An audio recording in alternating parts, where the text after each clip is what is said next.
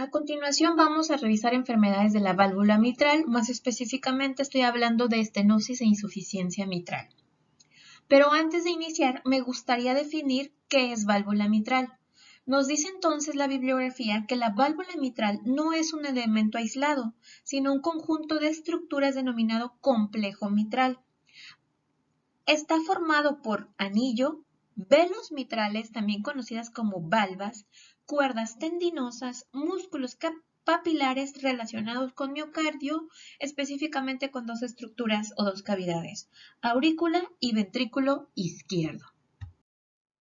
La válvula mitral mide 2.5 centímetros de ancho y se va a hallar entre aurícula y ventrículo izquierdo.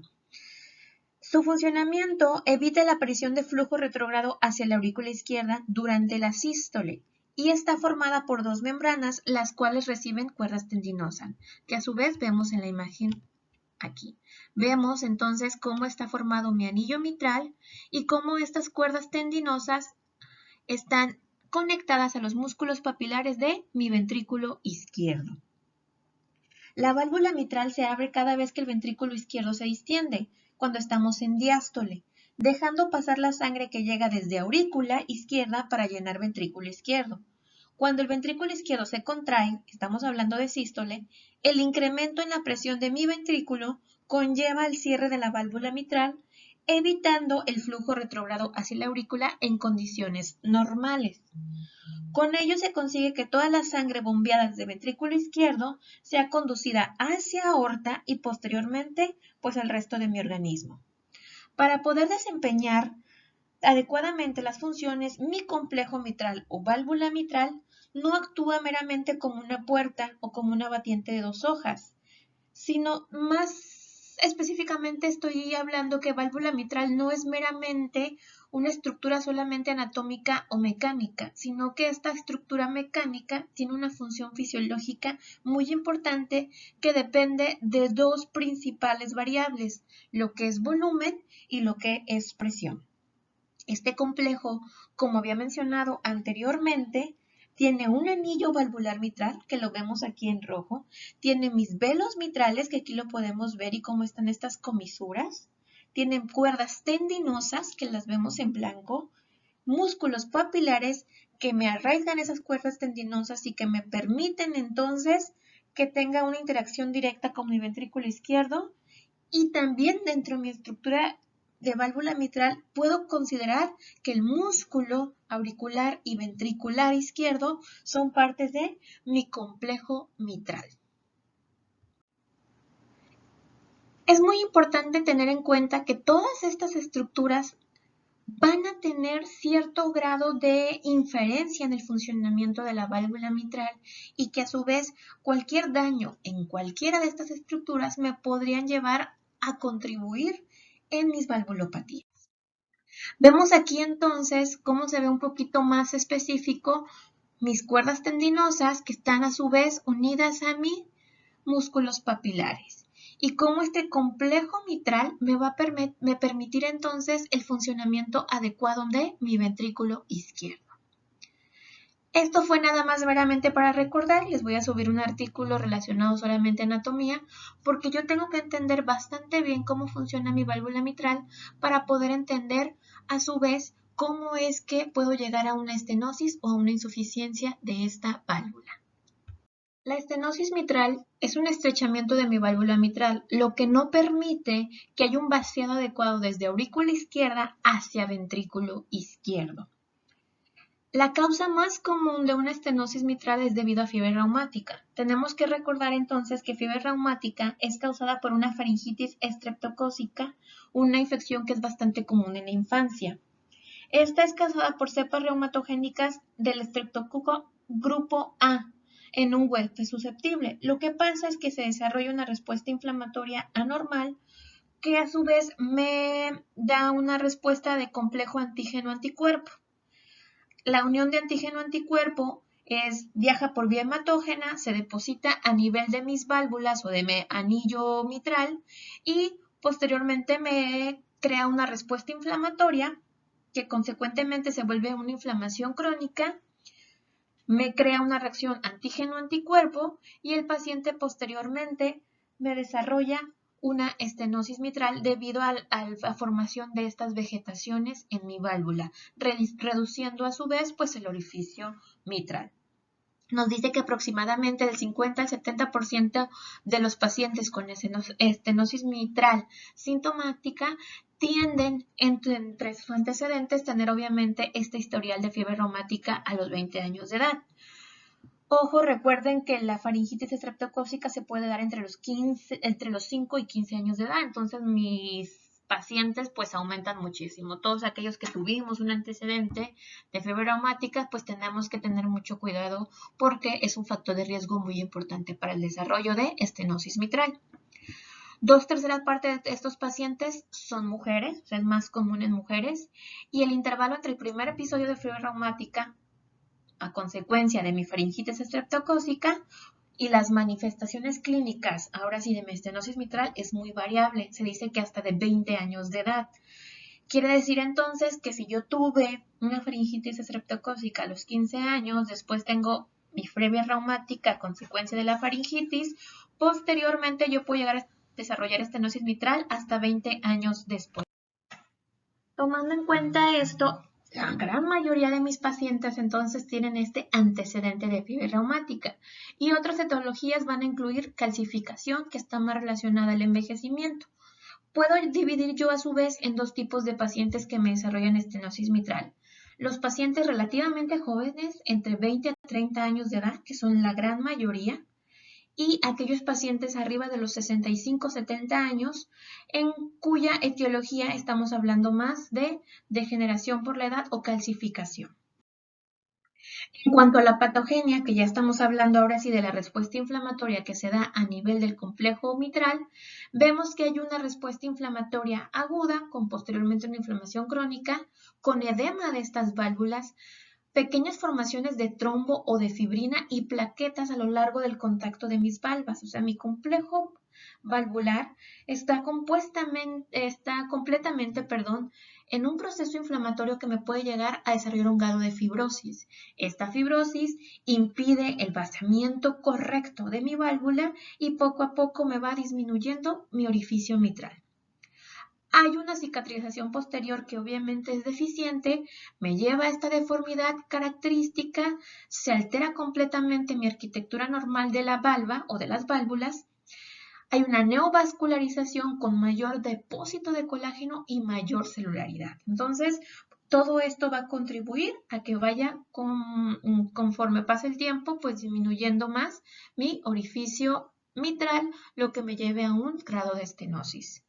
Algo muy característico en esta patología son los cuerpos de Aschoff, que a nivel de histología yo lo puedo ver como focos de necrosis fibrilar. En la imagen se ve sobre todo al centro, que lo voy a remarcar un poquito aquí, cómo son estos focos de fibrina y cómo la arquitectura alrededor pues se mantiene normal, sin embargo ya tengo un foco de fibrosis o de necrosis fibrilar. Entrando de lleno al proceso fisiopatológico, vamos a ver que lo que me va a dar el grado de gravedad, válgame la redundancia, en mi estenosis mitral va a ser el grado de apertura. Obviamente, conforme esté más disminuido el orificio, pues el grado de estenosis es mayor. Continuamos. Entonces, tenemos aquí dos imágenes muy bonitas.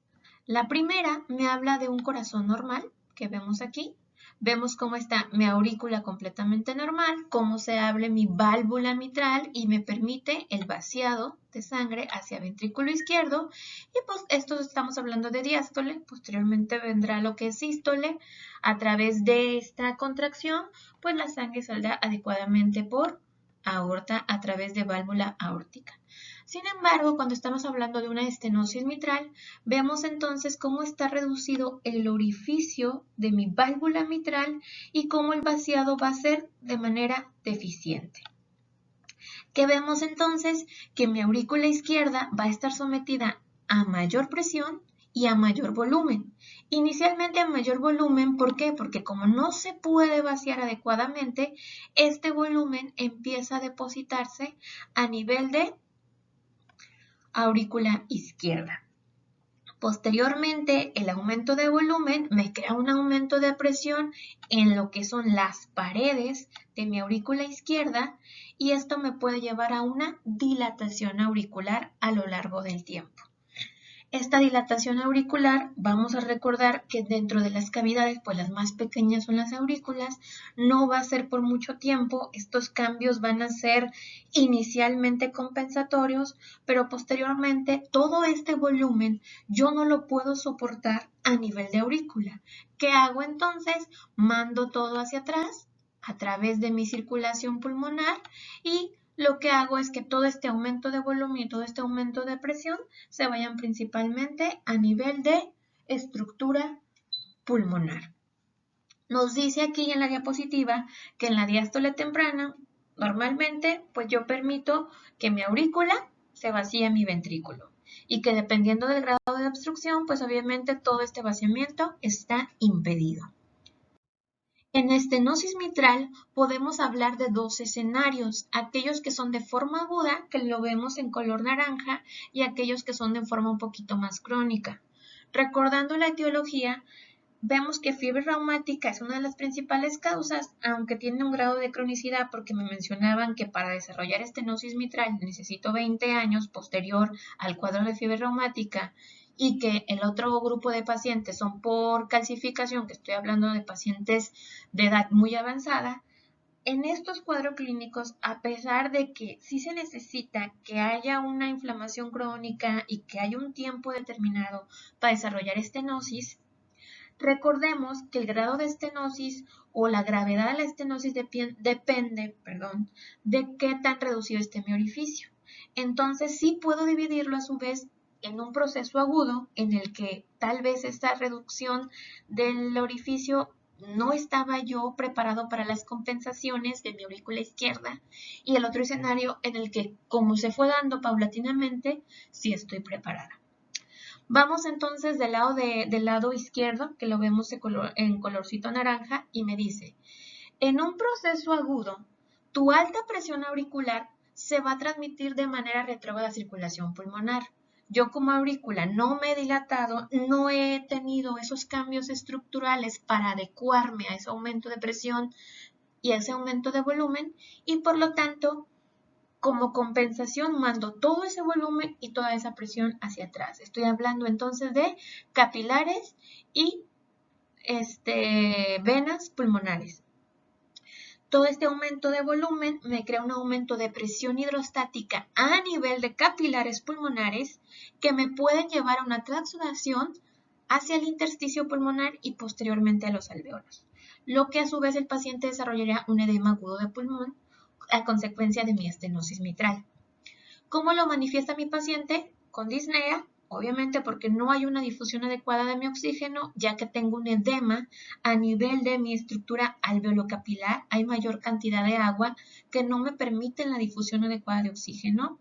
Síntomas de insuficiencia cardíaca, porque si yo estoy mandando el volumen hacia atrás y el mayor aumento de presión hacia atrás, quiere decir que mi gasto cardíaco de ventrículo izquierdo está disminuido.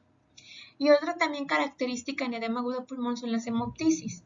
Este aumento de presión a nivel de capilar puede llegar a rompimiento de mis capilares, lo que me crea que el paciente cuando está tosiendo, porque con el edema te puede generar mayor cantidad de esputo, pues tengo entonces que mi esputo está coloreado con tiras de sangre, que yo lo puedo valorar a través de la hemoptisis. Ahora, vámonos al otro escenario de estenosis mitral, en el que se da un poco de forma más paulatina. Me dice, la elevación de la presión auricular puede dar, a su vez, dos formas de hipertensión pulmonar, tanto reactiva como pasiva.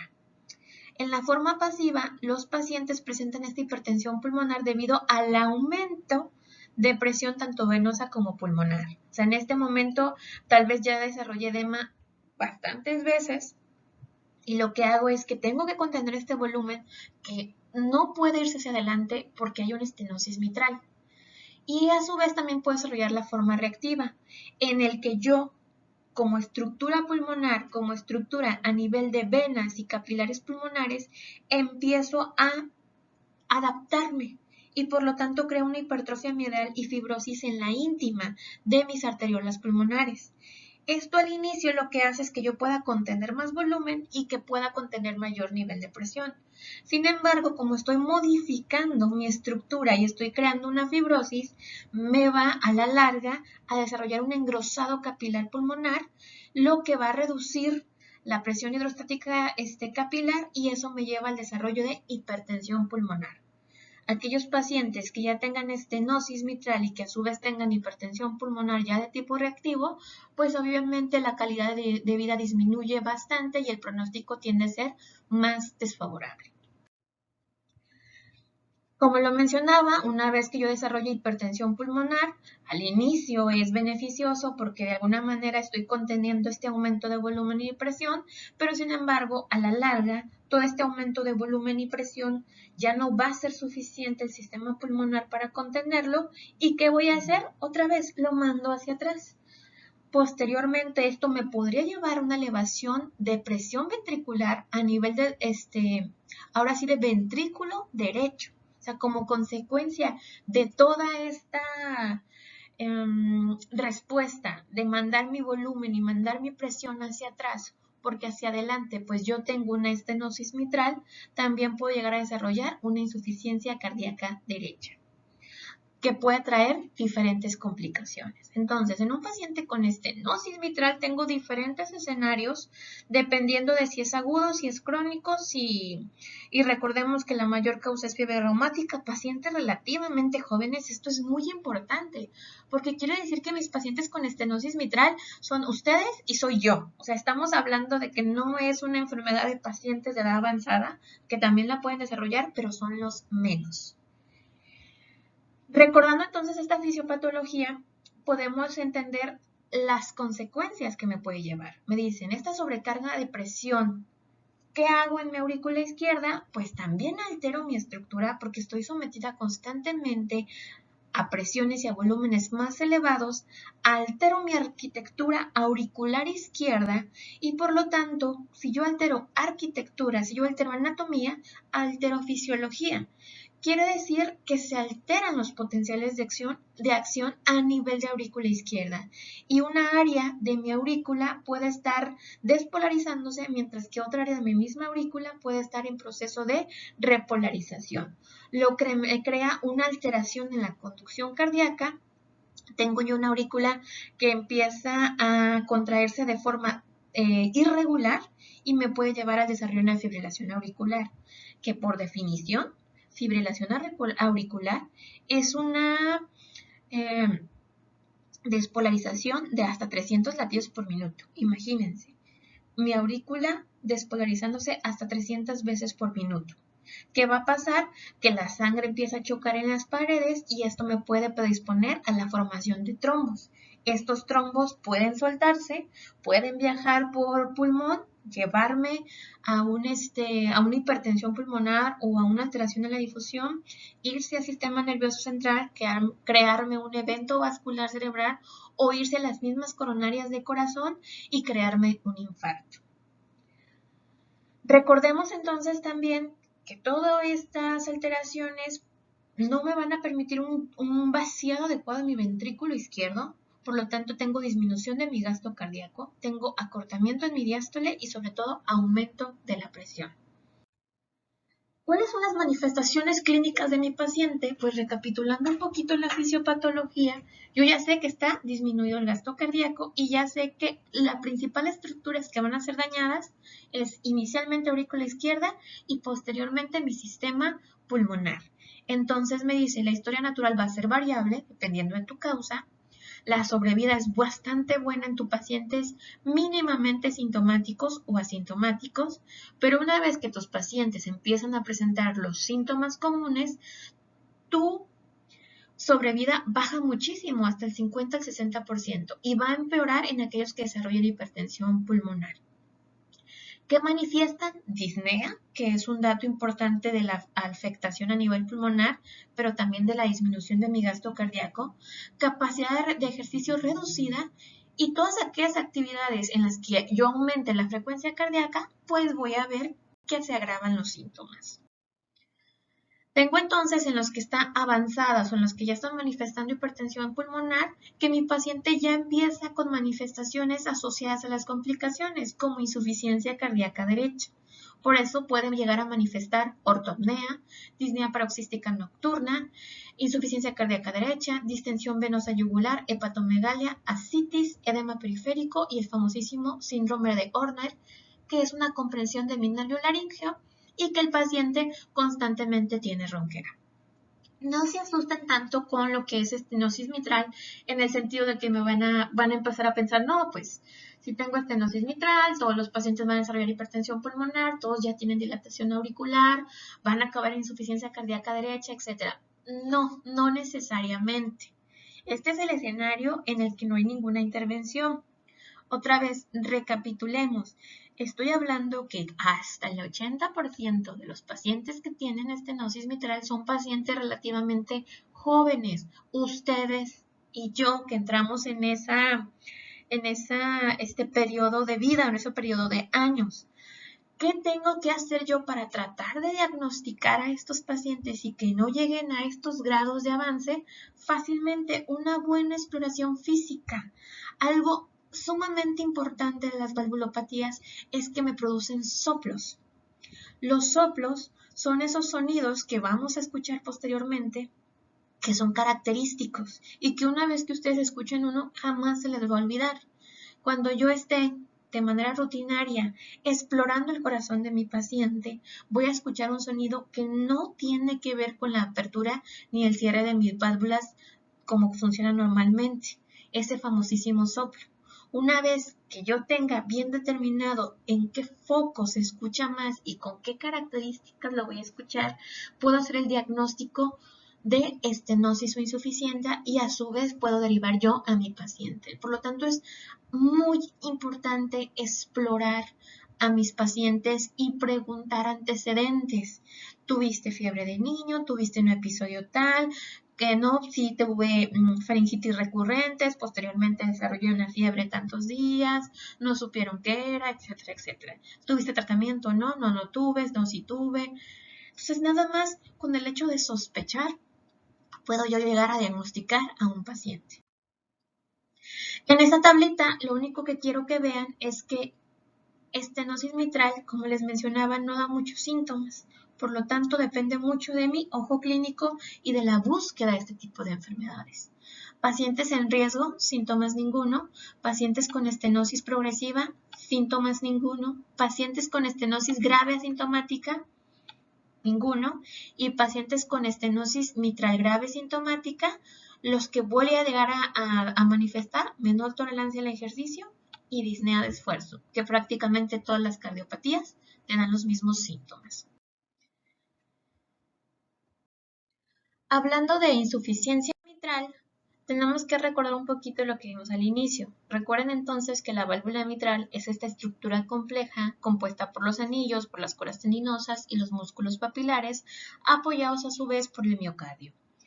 Es importante saber que en insuficiencia mitral no solo se requiere un mal funcionamiento de la válvula, sino que este mal funcionamiento puede caer en cualquiera de las estructuras ya mencionadas.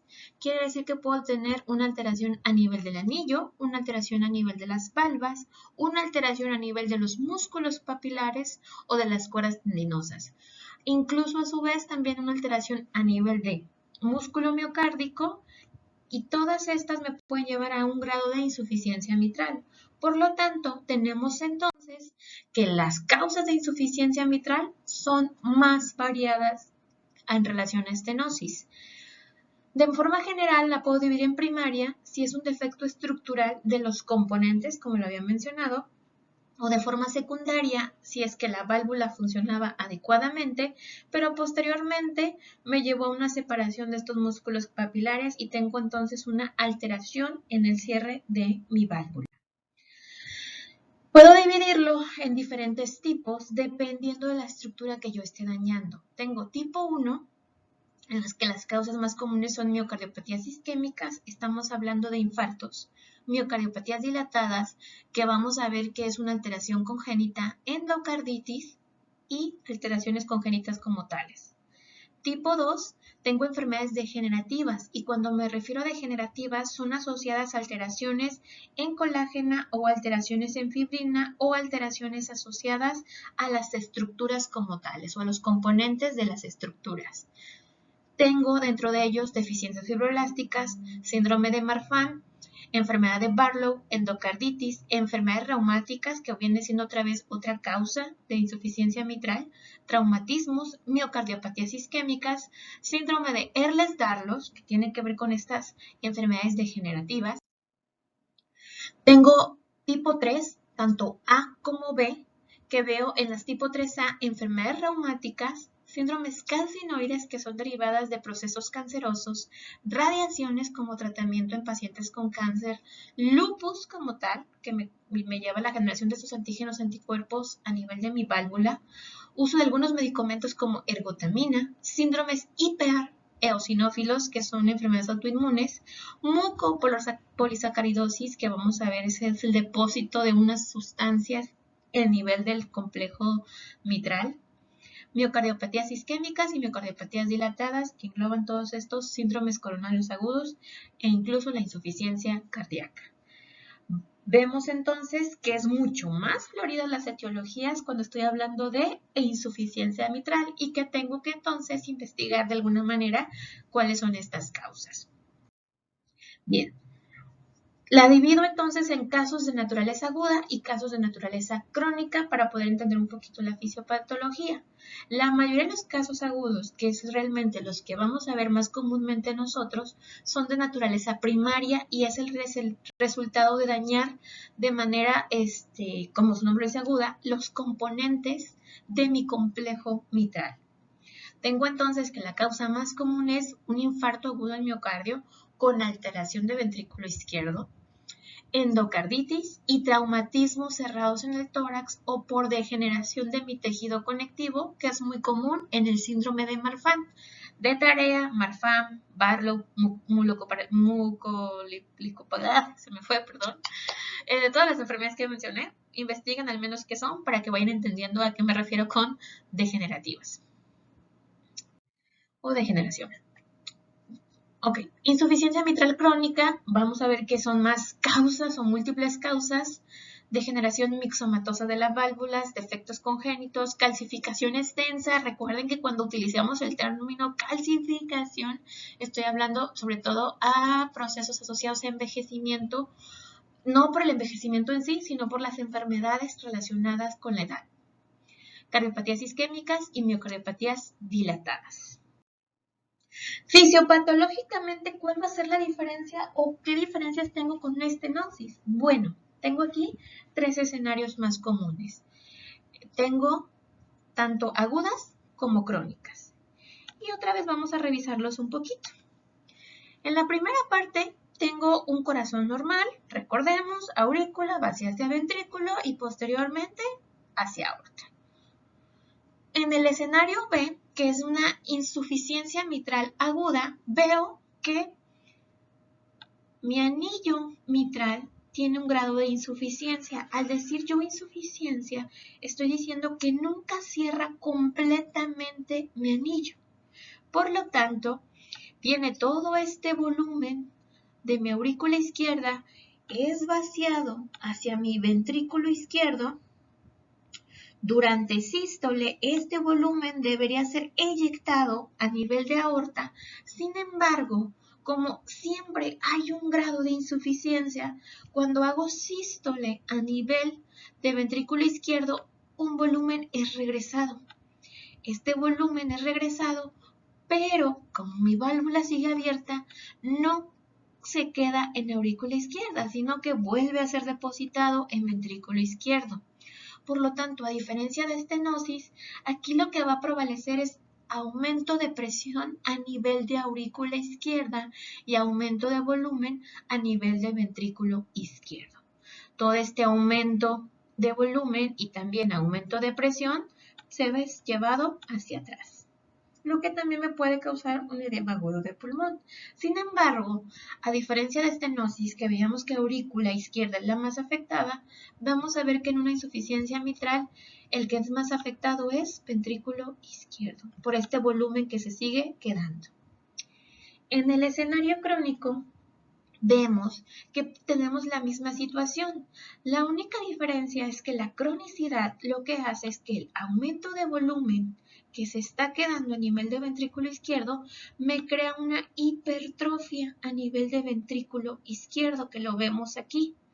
Por lo tanto, tengo un ventrículo más grande en comparación con lo normal y en comparación con la insuficiencia mitral aguda, más hipertrófico, y que a su vez este aumento de volumen en cada sístole aumenta más la presión a nivel de aurícula izquierda, y mi aurícula tiene que soportar estos cambios de presión, por lo tanto tiene una dilatación compensatoria a diferencia del escenario agudo. A grandes rasgos puedo definir entonces que en una insuficiencia mitral aguda no hay cambios tan importantes a nivel de ventrículo, sí hay aumento de presión a nivel de aurícula, sin cambios estructurales todavía, y que ese aumento de presión es mandado hacia circulación pulmonar. En el escenario crónico ya tengo alteraciones a nivel de la morfología de ventrículo izquierdo, con una hipertrofia, con una dilatación incluso ventricular. Este aumento de presión a nivel auricular me llevó a un crecimiento auricular, a esta dilatación auricular, y que no necesariamente fue mandado hacia atrás. Las dos manifestaciones o las manifestaciones vienen a ser un poquito muy parecidas a las de estenosis, porque como resultado siempre el gasto cardíaco está disminuido en ambos escenarios. Ay, perdón por los dibujos tan feos. Bien, ¿cuáles son las consecuencias de estas insuficiencias mitrales? Pues ya lo vimos: aumento de volumen y presión auricular izquierda, reducción de mi gasto cardíaco, estrés en mi ventrículo izquierdo, cosa que no veía en estenosis mitral, y para cumplir con estas necesidades, al detectar yo disminución del gasto cardíaco, pues utilizo Frank Starling para llenar esas necesidades circulatorias, y mayor contracción, mayor frecuencia para tratar de aumentar mi gasto cardíaco. ¿De qué va a depender la severidad en la insuficiencia? Pues del grado de insuficiencia. Tamaño de ese orificio mitral durante la regurgitación o durante la insuficiencia, qué tanto está abierto ese orificio, la presión de gradiente entre aurícula izquierda y ventrículo izquierdo, la resistencia sistémica que se opone a esto, o sea, qué tanta está la poscarga a nivel de ventrículo izquierdo. Si está aumentada la poscarga, pues obviamente mi ventrículo izquierdo sufre aún más de lo que sufre en condiciones normales. Mi complianza auricular, otra vez el escenario agudo y crónico. Si ya como aurícula compensé de mi dilaté, probablemente pues ya soporto un poquito más de presiones, pero si como aurícula todavía no tengo estos cambios estructurales, no soporto estos aumentos de presiones y los mando hacia atrás. Y a su vez el grado de insuficiencia en cada contracción sistólica, qué tanto volumen se va a aurícula y qué tanto volumen se va a aorta. Me dice, puedes sacar entonces tu fracción de insuficiencia a través del volumen en la válvula mitral sobre el volumen total que debería eyectar tu ventrículo izquierdo. Y esta relación obviamente va aumentando si aumenta la resistencia en flujo aórtico o si aumenta la poscarga. En insuficiencia mitral aguda tengo que el aumento brusco de esta presión dentro de la aurícula izquierda va a producir alteraciones fisiológicas de forma aguda, porque la aurícula sigue siendo una cámara pequeña que todavía no está modificada. Hay un aumento de presión y un aumento de volumen. Este aumento de presión se transmite hacia atrás, pasa algo muy parecido que en estenosis y me lleva a una congestión y edema rápidos. Esto eleva mucho las presiones pulmonares y que también a su vez las puede sobrecargar al corazón derecho si nos vamos con esta lógica de hacia atrás, hacia atrás. ¿Qué hace el ventrículo izquierdo para compensar? Aumenta su volumen, empieza esta distensión miocárdica inicial para tratar de aumentar el volumen de eyección y el volumen latido. En el escenario de insuficiencia mitral crónica, vamos a ver que en contraste con mi estenosis, Permite cambios compensatorios que van a disminuir los efectos a nivel de circulación pulmonar. ¿Por qué? Porque como aurícula me dilato, soporto estos aumentos de presión, soporto estos aumentos de volumen, todavía sin de alguna forma alterar mi circulación pulmonar, no quiere decir que no la va a comprometer. Sí la puede comprometer, pero como es una aurícula que está creciendo para poder compensar estos aumentos de volumen y aumentos de presión, pues obviamente este aumento va a tratar de evitar mandar todo hacia volumen pulmonar. Como consecuencia, mi ventrículo también se va a dilatar, se va a hipertrofiar, creando como un reservorio y disminuyendo el gasto cardíaco. Utilizo Frank Starling, tratar de aumentar mi volumen de eyección sistólico, sin embargo, ese volumen sigue quedándose en ventrículo, sigue regresando a aurícula y por lo tanto el paciente en consecuencia pues tiene una disminución de gasto cardíaco. ¿Cuál es el cuadro clínico? Fatiga a consecuencia de gasto cardíaco. Recordemos otra vez, desafortunadamente las valvulopatías no me dan síntomas floridos, o sea, me dan síntomas de fatiga, menor tolerancia al ejercicio, disnea, que los puedo encontrar en cualquier cardiopatía. Eso los vuelve difícil en cuanto a clínica, pero no en cuanto a diagnóstico. Tengo entonces aguda, tamaño y extensividad de aurícula izquierda se mantiene, aumenta la presión aurícula izquierda, aumenta presión venosa pulmonar y puede haber congestión y edema pulmonar. En insuficiencia mitral crónica incrementa el tamaño y la distensividad auricular, presión venosa relativamente normal y disminuye el gasto cardíaco. Y conforme avancemos en el electro van a ver que estas alteraciones las puedo llegar a diagnosticar en el electrocardiograma a través de una hipertrofia ventricular y una distensión auricular o un crecimiento auricular. La misma tablita, no es la intención que se aprendan todo, sino que veamos lo mismo. Dependiendo, la verdad es que no hay síntomas en los pacientes hasta que estén gravemente comprometidos. Esto